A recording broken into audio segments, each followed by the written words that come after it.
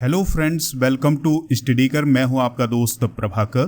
तो दोस्तों, आज यूपी लेखपाल 2022 का एग्ज़ाम हुआ है, तो उसकी आंसर की को आज हम डिस्कस करने वाले हैं। और इसमें सबसे पहले हम सामान्य हिंदी, जनरल अवेयरनेस, ग्रामीण समाज और विकास को डिस्कस करेंगे, यानी जो भी उसकी आंसर की है उसको देखेंगे। इसके अलावा अगर आपको गणित के आंसर चाहिए तो दोस्तों आप हमारे एप्लीकेशन को डाउनलोड कर लें। एप्लीकेशन का लिंक डिस्क्रिप्शन बॉक्स में दिया गया है, तो वहाँ से आप डाउनलोड कर लें। और जैसे ही आप 3 डॉट पर जाएंगे, 3 डॉट पर जाने के बाद स्टडी मटेरियल पर जाएंगे, तो स्टडी मटेरियल के बाद आपको पीडीएफ मिल जाएगा, तो वहाँ से आप इसका पीडीएफ आसानी से डाउनलोड कर सकते हैं। दोस्तों, ये जो हम सेट डिस्कस कर रहे हैं ये है सेट नंबर ए। तो अगर आपका सेट नंबर ए रहा है तो आप इससे मिलान कर सकते हैं। अगर आपका कोई भी सेट रहा हो तो आप क्वेश्चन देख करके उसका मिलान कर सकते हैं। तो सबसे पहले हम हिंदी को डिस्कस करेंगे, यानी उसकी आंसर की देखेंगे, और फिर जनरल अवेयरनेस और ग्रामीण समाज और विकास को देखेंगे। तो फर्स्ट क्वेश्चन जो था उसमें एक पैराग्राफ था, और पैराग्राफ के आधार पर दोस्तों हमें कुछ प्रश्नों के आंसर देने थे। तो पहला क्वेश्चन था, मनुष्य को किस प्रकार कर्तव्य पालन करना चाहिए। तो इसका जो सही उत्तर होगा वो होगा उपरोक्त सभी, यानी निष्काम भाव से, सफलता असफलता की चिंता किए बिना, आशा निराशा के चक्र में फंसे बिना। तो दोस्तों, इसके जो आंसर हैं वो आपको इस पैराग्राफ में मिल जाएंगे। तो इस प्रकार से जो फर्स्ट क्वेश्चन था उसका राइट आंसर होगा उपरोक्त सभी। अगला क्वेश्चन है, मनीषियों ने सफलता की कुंजी किसे कहा है। तो जो हमारे मनीषी रहे हैं उन्होंने सफलता की कुंजी किसे कहा है, तो इसका आंसर होगा असफलता को। ठीक है। अगला है, असफल व्यक्ति क्या अर्जित करता है। तो असफल व्यक्ति जो है वो क्या अर्जित करता है, तो अनुभव की संपत्ति अर्जित करता है। फिर अगला क्वेश्चन है, कैसे व्यक्तियों का जीवन धीरे धीरे बोझ बन जाता है। तो इस क्वेश्चन का जो राइट आंसर होगा, जो असफल होने पर दोबारा प्रयत्न नहीं करते, तो उनका जो जीवन है वो धीरे धीरे बोझ बन जाता है। अगला क्वेश्चन है, जीवन की सार्थकता किस में है। तो जीवन की जो सार्थकता है वो है कर्तव्य मार्ग पर चलने के आनंद में। तो कर्तव्य मार्ग के चलने के आनंद में जीवन की सार्थकता है। तो क्वेश्चन नंबर 5 का जो आंसर हो जाएगा ऑप्शन सी हो जाएगा। नेक्स्ट क्वेश्चन है, आनंद शब्द का उचित पर्यायवाची शब्द क्या होगा। तो आनंद शब्द का जो उचित पर्यायवाची शब्द है वो है मोद या हर्ष। मोद और हर्ष दोनों है। फिर है, अपना पराया किस समास का उदाहरण है। तो अपना पराया जो है वो द्वंद्व समास का उदाहरण है। किस समास का? द्वंद्व समास का उदाहरण है। फिर 8वां नंबर का क्वेश्चन है, निम्नलिखित में से सही संधि विच्छेद का चयन कीजिए। तो सही संधि विच्छेद जो है वो है वीर धन अंगना। क्या है दोस्तों? वीर धन अंगना। तो ऑप्शन नंबर सी हो जाएगा क्वेश्चन नंबर 8 का। क्वेश्चन नंबर 9 है, कब्र में पैर लटकना मुहावरे का सही अर्थ है। तो इसका सही आंसर हो जाएगा मृत्यु के समीप होना। फिर क्वेश्चन नंबर 10 है, निम्न में से सलाका का तद्भव रूप है। तो सलाका का जो तद्भव रूप है वो है क्या? सलाई। क्या है दोस्तों? सलाई। चलिए फ्रेंड्स, अब हम 11वां क्वेश्चन डिस्कस करते हैं। 11वां क्वेश्चन है, निम्न में से किस शब्द की वर्तनी सही है। तो इसका आंसर होगा लालायत की। किसकी दोस्तों? लालायत की। अब दोस्तों, अब हम जनरल अवेयरनेस और ग्रामीण समाज और विकास की क्वेश्चन डिस्कस करेंगे, तो आप ध्यान से सुनते जाइएगा, देखते जाइएगा। 51वां क्वेश्चन है, नई प्रौद्योगिकी का उपयोग करके ईंधन की बढ़ी हुई क्षमता से मनुष्य और पर्यावरण को कैसे लाभ होता है। तो इसका सही जवाब होगा प्रदूषण और खपत की कमी आएगी।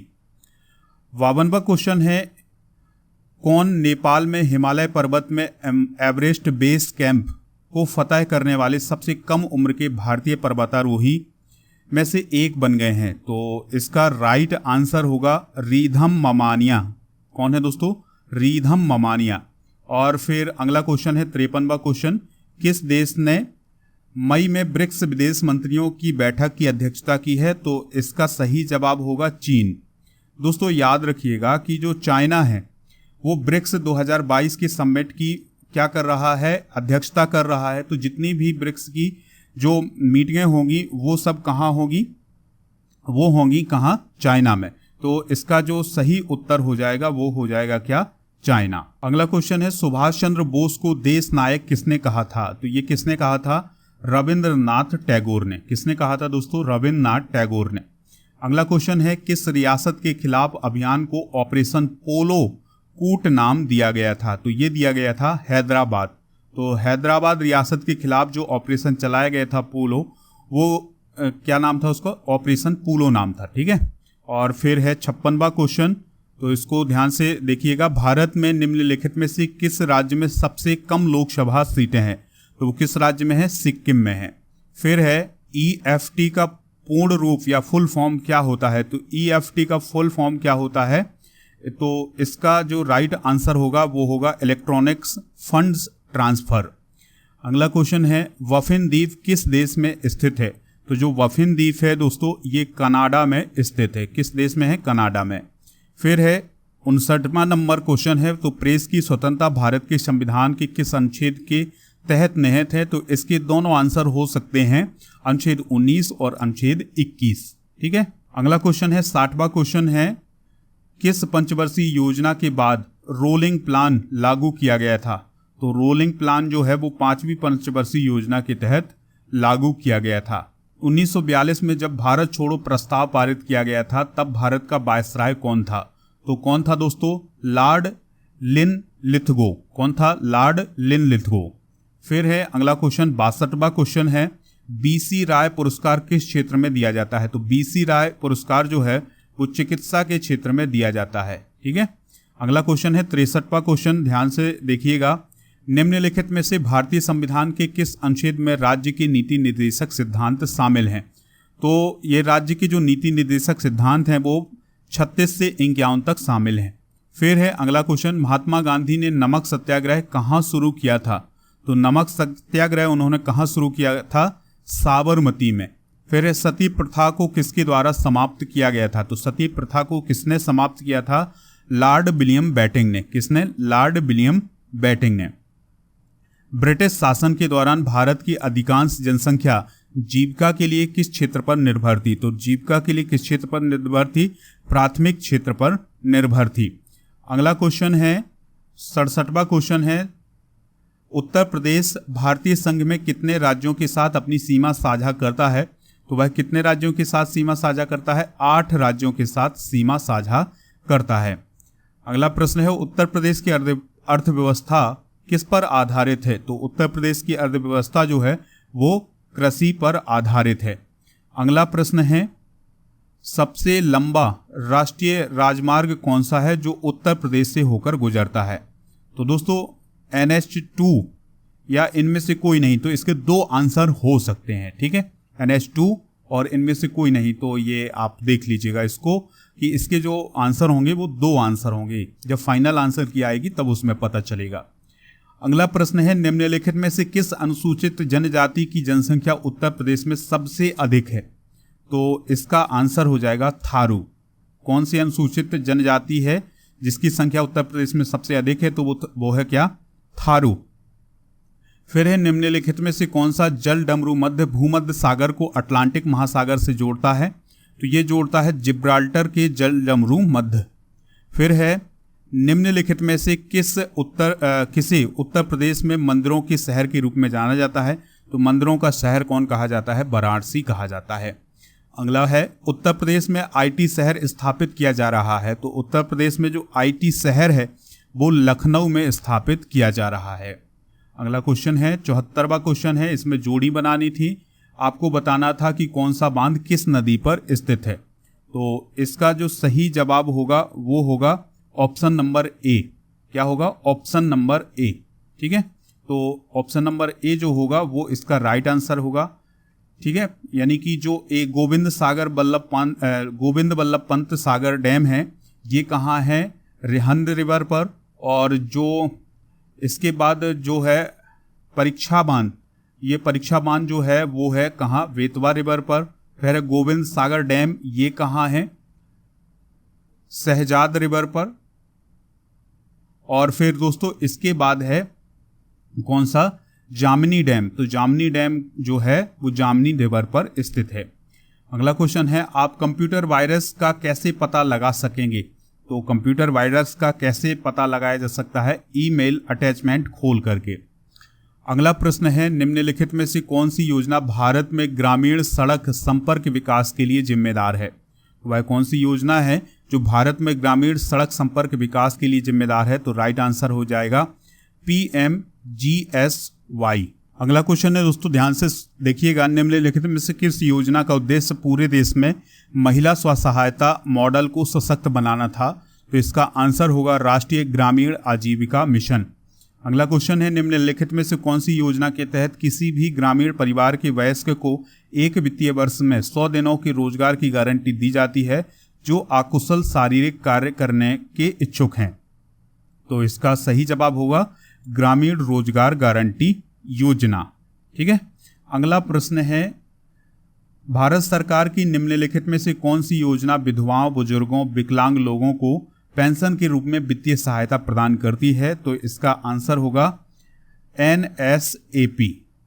NSAP जो है वो विधवाओं, बुजुर्गों, विकलांगों को पेंशन के रूप में वित्तीय सहायता प्रदान करती है। निम्नलिखित में से किस योजना का उद्देश्य भारत में ग्रामीण गरीब लोगों को आवास प्रदान करना था? तो वह कौन सी योजना है जिसका उद्देश्य था ग्रामीण गरीब लोगों को आवास प्रदान करना? तो इसका राइट आंसर होगा प्रधानमंत्री आवास योजना। कौन सी योजना? प्रधानमंत्री आवास योजना। अगला क्वेश्चन है, भारत सरकार की निम्नलिखित में से कौन सी योजना ग्रामीण क्षेत्रों से शहरी क्षेत्रों में युवाओं के प्रवास को रोकने का प्रस्ताव करती है? तो वो है SGRY। अगला प्रश्न है, पंचायती राज प्रशिक्षण संस्थान उत्तर प्रदेश में निम्नलिखित में से किस स्थान पर स्थापित है? तो ये कहाँ पर स्थापित है? लखनऊ में स्थापित है। फिर है अगला क्वेश्चन, 83वां क्वेश्चन है, निम्नलिखित में से कौन सी उत्तर प्रदेश के द्वारा की गई ई-स्वास्थ्य पहल है? तो ये है उत्तर प्रदेश HMIS यानी स्वास्थ्य प्रबंधन सूचना तंत्र। अगला है, निम्नलिखित में से भारत सरकार की किस योजना का मुख्य उद्देश्य बालिकाओं की उत्तरजीविता को सुनिश्चित करना था? तो इसका सही जवाब होगा बेटी बचाओ बेटी पढ़ाओ। अगला प्रश्न है, यूपी ग्रामीण सड़क विकास एजेंसी की स्थापना कब की गई थी? तो इसका सही जवाब होगा 2003 में। फिर 86वां क्वेश्चन है, स्वच्छ भारत मिशन ग्रामीण चरण 2 किस वर्ष शुरू किया गया था? तो ये 2020 में शुरू किया गया था। अगला क्वेश्चन है, निम्नलिखित में से किस संस्थान का मिशन यूपी भूमि संसाधनों के स्वास्थ्य और उत्पादकता को एक स्थायी तरीके से संरक्षित करना और सभी संभावित खेती योग्य भूमि की रक्षा, पुनर्वास और पुनः उत्पादन करना था? तो इसका सही जवाब होगा उत्तर प्रदेश भूमि सुधार निगम का। फिर अगला क्वेश्चन है, भूमि सुधार निगम के तहत स्थापित FFS का पूर्ण रूप क्या है, यानी FFS का फुल फॉर्म क्या है? तो इसका राइट आंसर होगा फॉर्मर फील्ड स्कूल। क्या था? Farmer field school. अगला है, केंद्र सरकार की निम्नलिखित में से कौन सी योजना धुआं मुक्त ग्रामीण भारत की परिकल्पना करती है? तो प्रधानमंत्री जो उज्ज्वला योजना है इसका जो उद्देश्य है वो है धुआं मुक्त ग्रामीण भारत की परिकल्पना। ठीक है, तो इस 89 नंबर क्वेश्चन का आंसर हो जाएगा प्रधानमंत्री उज्ज्वला योजना। अगला प्रश्न है, ग्रामीण क्षेत्रों की अर्थव्यवस्था और बुनियादी ढांचे को मजबूत करने के लिए 2021 में निम्नलिखित में से कौन सी योजना शुरू की गई? तो कौन सी योजना शुरू की गई? यूपी मातृभूमि योजना। कौन सी योजना दोस्तों? यूपी मातृभूमि योजना। अगला है, निम्नलिखित में से कौन सी योजना दुराव्यापार और व्यावसायिक यौन शोषण के पीड़ितों के दुराव्यापार की रोकथाम और बचाव, पुनर्वास और पुनः एकीकरण के लिए है? तो वह कौन सी योजना है? आजीविका योजना। कौन सी योजना दोस्तों? आजीविका योजना। अगला क्वेश्चन है, निम्नलिखित में से कौन सी योजना हमारे देश की पारंपरिक कलाओं, शिल्पों के संरक्षण और अल्पसंख्यक समुदायों के पारंपरिक कारीगरों और शिल्पकारों की क्षमता निर्माण के लिए है? तो वह कौन सी योजना है? तो इसका सही जवाब होगा उस्ताद योजना। कौन सी योजना? उस्ताद योजना। अगला है, निम्नलिखित में से कौन सी योजना गैर कृषि गतिविधियों में महिलाओं के उद्यमशीलता कौशल विकास के माध्यम से महिलाओं के आर्थिक सशक्तिकरण का प्रावधान करती है? वह कौन सी योजना है? ट्रेड योजना। कौन सी योजना दोस्तों? ट्रेड योजना। दोस्तों, अगर आपने अभी तक वीडियो को लाइक नहीं किया है तो लाइक कर दें, शेयर कर दें सभी दोस्तों को, जिससे उनको भी इसका फ़ायदा मिल सके। और एप्लीकेशन डाउनलोड जरूर करें आप इसका PDF प्राप्त करने के लिए। और PDF में दोस्तों आपको गणित के भी आंसर मिल जाएंगे, तो आप उसको जरूर डाउनलोड करें एप्लीकेशन से। एप्लीकेशन का जो लिंक है वो डिस्क्रिप्शन बॉक्स में दिया गया है। 94वां क्वेश्चन है, निम्नलिखित में से कौन सा मंत्रालय या नोडल विभाग आजीविका राष्ट्रीय आजीविका मिशन को संभालता है? तो इसका आंसर होगा ग्रामीण विकास मंत्रालय। 95वां क्वेश्चन है, सौर फोटोवोल्टिक सिंचाई पंप योजना के तहत छोटे और सीमांत किसान केंद्र सरकार की सब्सिडी के अलावा 1800 वाट सरफेस सोलर पंप के लिए कितने अनुदान के पात्र हैं?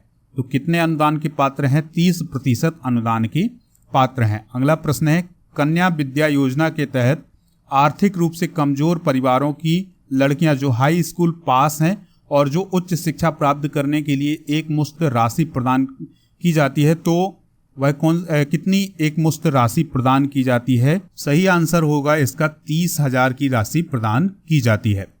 अगला प्रश्न है, 97वां क्वेश्चन है, स्वच्छ भारत मिशन को निम्नलिखित में से किस मंत्रालय या नोडल विभाग के द्वारा नियंत्रित किया जाता है? तो जो स्वच्छ भारत मिशन है उसको पेयजल और स्वच्छता मंत्रालय के द्वारा नियंत्रित किया जाता है। अगला प्रश्न है, निम्नलिखित में से कौन सा कार्यक्रम सार्वजनिक स्वास्थ्य संस्थानों में प्रसव के लिए आने वाली गर्भवती महिलाओं को मुफ्त में आने जाने के लिए परिवहन, मुफ्त दवाएं, मुफ्त निदान, मुफ्त रक्त और मुफ्त आहार प्रदान करती हैं? तो इस क्वेश्चन का जो राइट आंसर होगा वो होगा JSS के जननी सुरक्षा कार्यक्रम। ठीक है। और 98वां क्वेश्चन है, देखिएगा ध्यान से, निम्नलिखित में से किस मंत्रालय या नोडल विभाग की केंद्र में एकीकृत बाल विकास सेवा योजना के कार्यान्वयन की प्राथमिक जिम्मेदारी है? तो इसका सही जवाब होगा महिला एवं बाल विकास मंत्रालय। अगला क्वेश्चन है, लास्ट क्वेश्चन होगा, ध्यान से देखिएगा, निम्नलिखित में से कौन सी योजना पंचायत राज मंत्रालय के द्वारा गरीबों की आबादी के सर्वेक्षण और ग्राम क्षेत्रों में उन्नत प्रौद्योगिकी के साथ मानचित्र के लिए है? तो इसका आंसर होगा स्वामित्व योजना। तो दोस्तों ये थे यूपी लेखपाल एग्जाम 2022 के आंसर की, यानी उसके आंसर थे।